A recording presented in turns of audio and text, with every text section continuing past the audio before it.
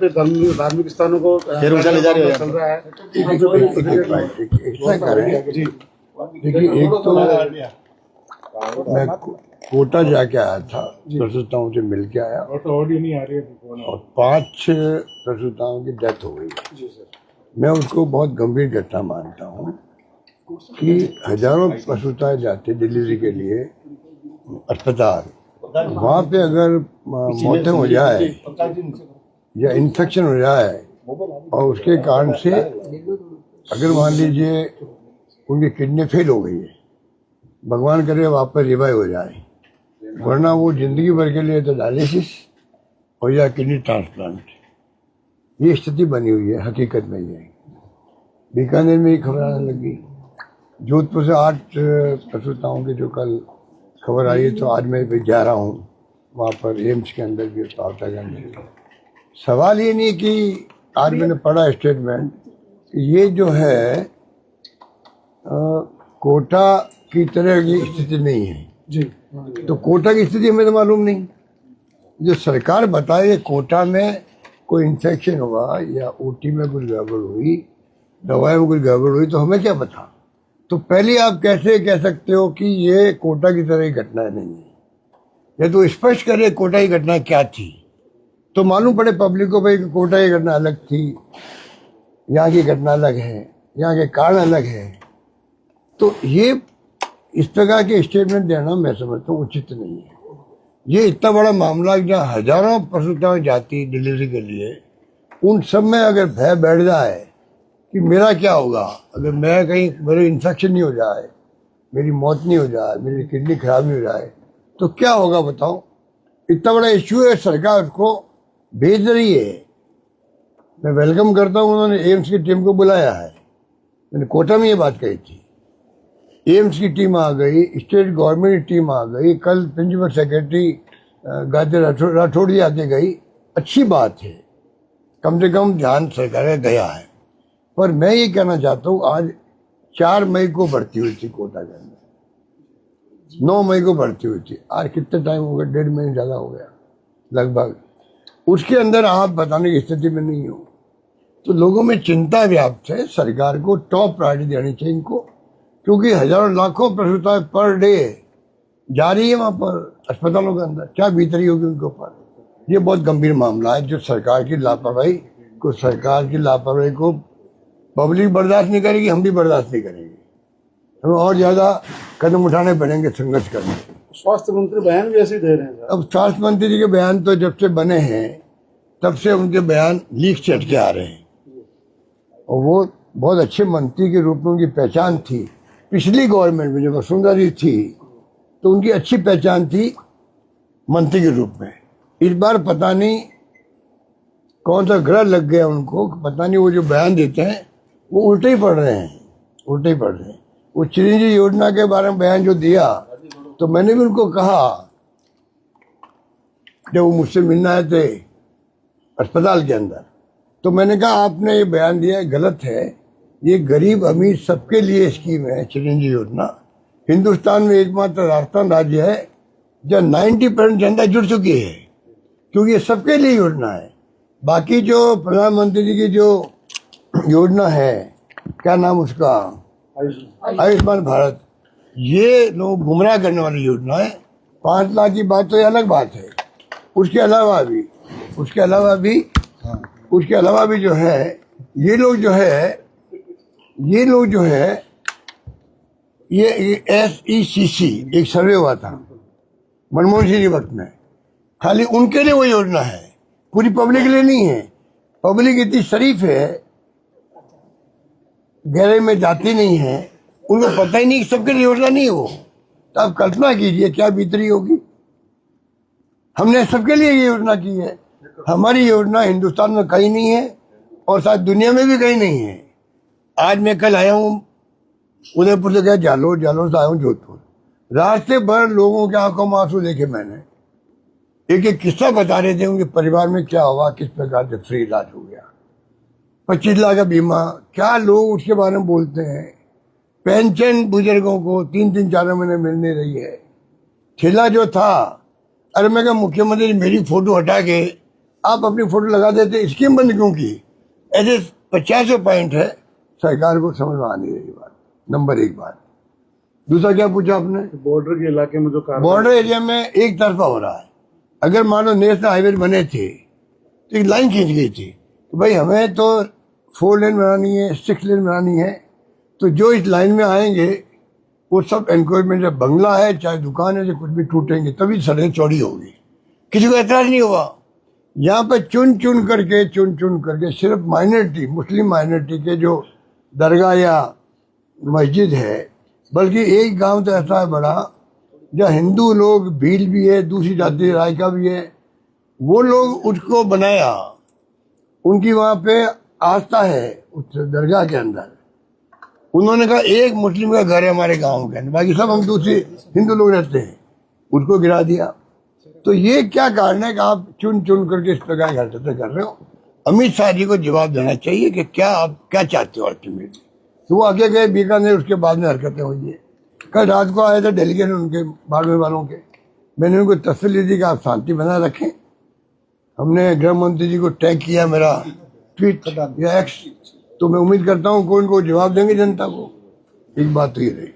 लेकिन तीसरी बात जो घटना हुई है कल लखनऊ में हुई है, यूपी में हुई है, 15 बच्चे मर गए, 15 जो डेथ हुई कल, ये घटना ही कोई मामूली नहीं है। क्या हमारी सरकार इंतजार कर रही है कि ऐसी घटना का? मैं सरकार को कहना चाहूंगा, हमने करीब 400-500 करोड़ रुपए खर्च करके जयपुर में कोचिंग हब बना दिया है 140 इंस्टीट्यूशन के लिए। 140 लोगों ने जमा कर दिए पैसे। इस सरकार की बेवकूफ़ी से 100 लोगों ने पैसे वापस ले लिए। हम तो IIT का वहाँ ब्रांच खोलेंगे वहाँ पर, मजाक बना रखे इन्होंने। IIT को अगर आपको एक यूनिट खोलनी वहाँ पर, नया भवन बना दीजिए उनके लिए। पर जो हमने काम किया कि जो करीब 1 लाख बच्चे तो गोपालपुरा बाईपास में पढ़ रहे होंगे। घटना हो चुकी है दिल्ली में, बच्चे मर चुके हैं पानी के अंदर डूब करके अंडरग्राउंड में। गोपालपुरा में गैस से 25-30 बच्चे घायल हो गए। तो क्या सरकार इंतजार कर रही है कि यूपी की तरह घटना यहाँ पर हो? क्या चाहती है सरकार? क्यों उसको बंद कर रखा है? बड़ी बड़ी बिल्डिंग टूट जाएगी, लाइब्रेरी भी है उसके अंदर, सारी सुविधाएं हैं, फूड कोर्ट भी है बच्चों के लिए, अच्छे माहौल में बच्चे पढ़ सकते हैं, अच्छा माहौल उनको मिलेगा सब तरह से। समझ के परे है कि क्यों इस प्रकार की हरकतें कर रही है? हरकतें मानी कर रही है। रात जो तुम्हें 4 अस्पताल बिल्डिंग खड़ी पड़ी है, सुमेर पब्लिक लाइब्रेरी की बिल्डिंग बन चुकी है, वहां पड़ी है, स्पोर्ट इंस्टीट्यूट पड़ा हुआ है। मैंने मुख्यमंत्री खुद को रिक्वेस्ट करी टेलीफोन से बात करके, जब मेरी बर्थडे पे बात हो रही थी, मैंने कहा श्रीमान जी आप आइए, हम स्वागत करेंगे आपका वहाँ, आप इनका क्यों नहीं फिजा काट देते हो? कि नहीं मैं जल्दी करूंगा। वो जल्दी आज तक नहीं आई है। कल मुझे किसान मिले, 2025 का मुआवजा अभी तक नहीं मिला उन किसानों को। पहले 23-24 का रुका हुआ था। ये आपके लूनी के जो हमारे मंत्री महोदय है, इनके क्षेत्र का ही था वो, और भी कई जगह से शिकायत आ रही थी, पर सरकार मुआवजा टाइम पे दे नहीं पा रही है। और तमाम डिपार्टमेंट के जो है, तमाम डिपार्टमेंट के पेमेंट रुके पड़े हैं। सरकार को स्पष्ट करना चाहिए कि हमारी फाइनेंशियल स्थिति बहुत ही नाजुक है, हम पेमेंट नहीं कर पाएंगे 6 महीना साल भर। कुछ तो कहे, सारे डिपार्टमेंट में पेमेंट 2 करोड़ रुपए के चेक नहीं कट रहे हैं। तो डबल इंजन सरकार, ऐसी स्थिति आ गई है। डबल इंजन सरकार की ये स्थिति है। डबल इंजन सरकार है, दिल्ली में इनकी खुद की सरकार है, इनको एक्स्ट्रा इमदाद मिल सकती है, मिल भी रही होगी, पर मैनेजमेंट ऐसा बकवास कर दिया है, कोई डिपार्टमेंट का पेमेंट नहीं, कोई डिपार्टमेंट का। बर्बाद हो गए लोग, बात दुखी हो गए। समझ नहीं पा रहे, पेंशन टाइम पे नहीं मिलती इनको, कुछ नहीं हो रहा है। मतलब ये स्थिति बनी। सरकार यूसीसी ला रही है, यूसीसी का कमेटी का गठन कर दिया, और अब वो जो है यूसीसी ला रही समानता का कानून। कल जो है महाराष्ट्र एक हमने गंगानगर हनुमानगढ़ के अंदर और भी कई जगह गेहूं की खरीदनी हो रही है, वहाँ हड़तालें चल रही है, लोग दुखी है, बारदाना नहीं आ रहा है, जो टारगेट फिक्स करते वो पूरा खरीद भी नहीं पा रही सरकार उनको। और टाइम जो है पहले 30 जून तक का होता था खरीदारी का, इस बार 31 मई कर दिया। उसके कारण से अब बार बार आगे बढ़ा रहे हैं। और 30 जून भी आ जाएगा सर तो किसान बर्बाद हो रहा है राजस्थान का, ये मैं कहना चाहूँगा। सर एक शेखावत ने यहाँ पर बयान दिया है, पानी का संकट जोधपुर के अंदर, उसकी मजाक उड़ा दी मंत्री जी ने खुद नहीं। मतलब जो हमने राजीव गांधी आए थे जोधपुर में, आपकी नई पीढ़ी को नहीं मालूम होगा, पुरानी पीढ़ी को मालूम है किस प्रकार से, ये खड़े मलकानी जी इनको मालूम होगा किस प्रकार से स्टेडियम ग्राउंड में मीटिंग में मैंने अनाउंस करवाया था। पीछे पड़ के मैंने वो काम पूरा करवाया। कोई 100 बार मैं गया हूँ बॉर्डर पर, वहाँ से 200 किलोमीटर लाइन पे अब आ रही है पानी, नहर बन करके 6 जगह पंप स्टेशन थे, और तीसरा फेरी मैंने अभी 14 करोड़ रुपये मंजूर किए है, बजाय इसके कि आप जो है आप वो कोई फॉरेन फंडिंग होने वाली थी, देरी हो रही थी, मैंने स्टेट गवर्नमेंट फंडिंग से सैंक्शन कर दिया। वो काम सरकार बदल के पूरा नहीं करवा पा रहे, घर घर में तकलीफ हो रही पानी की, और ये मजाक उड़ा रहे पानी का भी, सप्लाई ढंग से हो नहीं पा रही इनसे। अरे हमने तो ट्रेन से पानी मंगाया जोधपुर के अंदर इमरजेंसी, इनको पता नहीं, मंत्री खुद को नहीं मालूम है। मणई से मथाने से पानी ट्रेन इमरजेंसी स्कीम बनी थी, पाइपलाइन रंसी गांव से पाइप बिछवाए, स्टील अथॉरिटी ऑफ इंडिया से बड़े बड़े पाइप आए थे, जब जाके यहाँ पानी पहुंचा जोधपुर में, और पानी पिलाया जोधपुर को, ट्रेनों से पानी आया है। आज ये मजाक उड़ा रहे हैं, अच्छी बात नहीं। सर शेखावत जी ने यहाँ पे बयान दिया है कि जोधपुर को पिछड़ा रखने का पाप आपने किया, और साथ ही उन्होंने कहा कि एलिवेटेड रोड बनाने की और लेकर आपने बाधाएं उत्पन्न की थी। देखिए बाधा नहीं, वो मेरी रिक्वेस्ट भी बन रही है। ये जो एलिवेटेड रोड बन रही है, गडकरी जी बड़े लिबरल मंत्री के रूप में पहचान उनकी है देश के अंदर, क्योंकि पहले हम बना रहे थे इसको, स्टेट गवर्नमेंट, हम पावरटाइन शुरू कर रहे थे इसको, पर हमने देखा हैदर बिल्डिंग और सोचती के एरिया हम बना नहीं पाएंगे, क्योंकि कोटे तक एरिया अंडरग्राउंड जाना पड़े, तो नेशनल हाईवे एक्सपर्टाइज लगती है। मैंने उनकी रिक्वेस्ट करी, उन्होंने रिक्वेस्ट इमीडिएटली मान ली। मंत्री जी केंद्रीय मंत्री है, मुझे एतराज नहीं है कि श्रेय लेवे तो, क्योंकि केंद्रीय मंत्री है, वो केंद्रीय मंत्री वो भी है, तो ये इनका अधिकार बनता है कहने का भाई हाँ मैंने काम को आगे बढ़ाया, कुछ भी किया। निर्णय मैंने करवाया था उनसे, आप उन खुद को पूछ सकते हो कि मैंने रिक्वेस्ट की नहीं की उनसे, मालूम पड़ जाएगा। इतना बड़ा काम हो रहा है, वो जल्दी पूरा होना चाहिए। स्टेट गवर्नमेंट तो खुद बना रही थी, तो ये इस प्रकार के जो इस बार जो मंत्री जी ने लीक से हटके जो आरोप लगाए हैं, बड़े हल्के स्तर के, लगता है कि वो खुद घबरा के दिखते हैं। अपनी खुद की जो स्थिति बनी जोधपुर जिले के अंदर उनकी, अब उनके पोल खुल चुके देखो। सर 4 सालों से अस्पतालों में जो लगे हुए हैं, साथ में नहीं हो रहे, उनके साथ नहीं जा रहे, कार्यक्रमों में नहीं हो रहे, क्या उनके विधायक बीजेपी के वो भी साथ नहीं आ रहे कार्यक्रमों में। अब बता दीजिए क्या स्थिति बन रही है। अगर उनके विधायक खुद एब्सेंट रहते हैं, 2 विधायक बहाना करते हैं कि कोई पाठ चल रहा था, कौन सा पाठ चल रहा था, भगवत गीता का पाठ चल रहा, नहीं आए हैं। और एक विधायक जी ने क्या कहा, उद्घाटन कर चुका हूँ, हाँ मैं उद्घाटन कर चुका हूँ। ऐसी मजाक जो है, ऐसी मजाक आज तक इतिहास में किसी भी सरकार के अंदर किसी विधायक ने नहीं करी होगी, जो इनके विधायक इनकी खुद की मजाक उड़ा रहे हैं। जिनकी स्थिति है उनको मैं क्या उनके लिए कमेंट करूं, क्या मैं उनको जवाब दूं। सर आपके द्वारा कॉमन सिविल कोड लेके आ रही है, कॉमन सिविल कोड लेके आ रही है, मसूदा तैयार हो गया अब है। वो आने दो भैया, उस पर बात सर करेंगे। आपके द्वारा क्या क्या प्रोविजन उसके अंदर है वो देख लीजिए। सर कानून व्यवस्था को लेकर लगातार जोधपुर में फायरिंग भी हो रही है। अब देखो ना, दौड़ा के हमारा ये घटना राजस्थान भर में हो रही है, कई मर्डर हो रहे हैं, कई रेप हो रहे हैं, सुनवाई नहीं हो रही है। और एक नई बात हो गई है, थानों के अंदर जो है पैसे खा लेते हैं, क्योंकि करप्शन की हदें पार हो गई राजस्थान के अंदर। इतना करप्शन तो देखो हर राज्य के वक्त में होता है, मैं स्वीकार करता हूँ।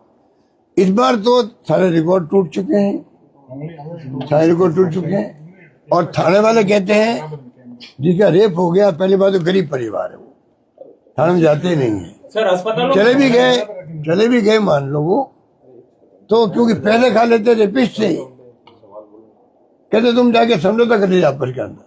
क्या मजाक है ये सर, स्थिति बड़ी नाजुक है। अस्पताल बनाए गए हैं, वित्तीय स्वीकृति नहीं दे रहे हैं। आपके द्वारा जो अस्पताल बनाए गए, जो सैटेलाइट किए गए ना, उनमें पद तो भर दी गए, लेकिन वित्तीय स्वीकृति नहीं दे रहे हैं पैसों के लिए जो है। भैया मैं बोल चुका हूँ पॉइंट, अभी वो बिल्डिंग ऐसी खड़ी है, ना इक्विपमेंट है ना डॉक्टर वहां पर है, हाँ सर, सप्लाई सर, सरकार से अभी मैं सर शेखावत जी ने एक और आरोप लगाया था सर शेखावत जी ने एक आरोप और लगाया था कि हमने 27,000 करोड़ रुपए दिए, लेकिन जानबूझकर राजनीतिक द्वेष के चलते जो है पानी के जो है कनेक्शन नहीं दिए गए, उसमें घोटाला किया गया। एक बात है, देखो इन बात जब तक आप आंकड़े नहीं दो भाई हमने ये दिए थे, इसमें ये खर्च हुए, इसके खर्च नहीं हुए, तब तक कोई स्वीकार भी नहीं करेगा। और ऐसे आरोप तो वेग आरोप है, मतलब में कोई दम नहीं होता है। उनको पूछो भाई हिंदुस्तान भर में आप तो मंत्री थे, विभाग इम्पोर्टेंट था आपका, हमें खुशी हुई, मैंने प्रधानमंत्री मोदी जी को कहा मीटिंग के अंदर, ये आपने अच्छा काम किया कि आपने ये नया विभाग को इस रूप में इम्पोर्टेंस दी है। तो आप बताइए हमारी कितनी बड़ी रुचि होगी। अब क्यों नहीं काम कर रही है? अगर हमारी सरकार के वक्त में काम कम हुआ, अब क्यों नहीं काम कर पा रही? अब तो इनकी सरकार है, क्यों नहीं काम कर पा रही? दूसरा, इनको चाहिए सब राज्यों के हिसाब दे, कहाँ पर कितना पैसा पहुंचा है, कहाँ मैंने एक्स्ट्रा मदद करी है। ERCP में जो व्यक्ति झूठ बोल सकता है, प्रधानमंत्री के मुंह से हमने टेप सुना दिया, इनको प्रधानमंत्री ने 3 बार बोला, 2 बार बोला राजस्थान में, ERCP को हम राष्ट्रीय परियोजना घोषित करेंगे। और ये खड़े होकर बोल के मीटिंग के अंदर, ऐसा कोई हो तो मैं पता नहीं क्या बोला, इस्तीफा दे दूंगा या क्या बोलूंगा पता नहीं, ये बोल गए बाबा, मुझे याद नहीं, पर कुछ बोले थे खड़े होके जयपुर की मीटिंग के अंदर। तो इनको पता ही नहीं है, जो प्राइम मिनिस्टर की कही हुई बात है आप नहीं स्वीकार कर पा रहे हो या पूरा नहीं कर पा रहे हो, अलग बात है। आपका भाई ये हमारी मजबूरी थी, बोल गए, तो इसमें ये अड़चन आ रही है, ये नियम नहीं कहते, कुछ भी बोलो। अब ये कैसे कह सकते हो, बोले ही नहीं वो, तो ये इनके बारे में मैं नहीं बोलूँ तो अच्छा है, क्योंकि हमारे अशोक गहलोत अचानक इतने सक्रिय हुए राजनीतिक तौर से कि पिछले 2 माह से रोज स्टेटमेंट। भैया मैं जब से कांग्रेस की क्या स्थिति है इन परिस्थितियों में? सरकार गई है ना, उसके अगले दिन से मैं एक्टिव हूँ सरकार के अगले दिन से। और ये बात तो, ये आरोप तो आप जैसे दोस्त लोग हैं वो शुरू से लगाते आ रहे हैं। मैं तो बात सुनो, मैं बात शुरू मैं ही नहीं बात सुनिए, मैं सबको सलाह दूंगा जो बहुत सीनियर नेता उनको पूरी एक्टिव रहे, वो एक्टिव रहे, आपस में कंपटीशन करें हम सब आपस के अंदर, जिससे कि सबकी हेल्थ अच्छी रहे। स्वास्थ्य अच्छा रखने के लिए जरूरी है कि आदमी एक्टिव रहना चाहिए। और पब्लिक में जिंदगी निकाल दी है, अगर हम पब्लिक में नहीं जाए तो बीमार पड़ जाते हैं। घर बैठे बैठे क्या करे आदमी? तो चाहे रिटायर्ड ब्यूरोक्रेट हो, चाहे रिटायर्ड क्या कोई भी नौकरी वाला हो, 60 साल का इंतजार नहीं करे, वो 70, 80, 90, 100 तक प्रयास करता रहे काम करने का, हेल्थ अच्छी रहेगी। सर ऑपरेशन लोटस गहलोत सरकार, अब चौथी बार गहलोत सरकार तो देखो 3 बार भी कम तो नहीं होता है, बाकी तो हाईकमान जाने कि किसको क्या फैसला करना, ये काम मेरा नहीं है। सर राजस्थान में भी ऑपरेशन लोटस चल रहा है क्या सर वापस? अब भैया मेरे मुंह से मत करवाओ, ये सरकार डेमोक्रेसी खत्म कर रही है। बंगाल में 80 में से 60 MLA अलग, 28 में से 20 MP गायब, कल 6 MP चले गए।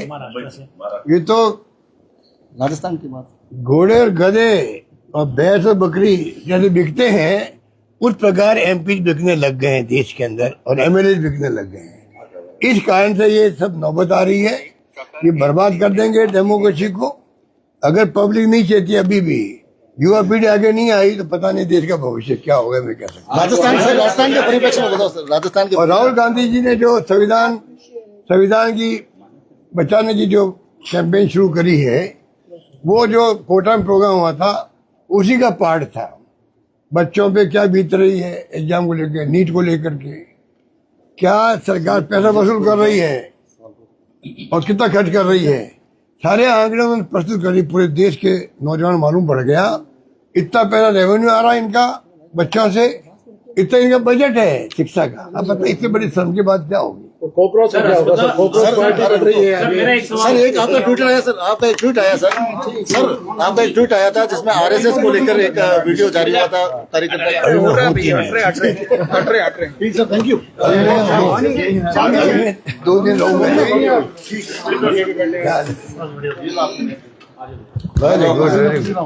आज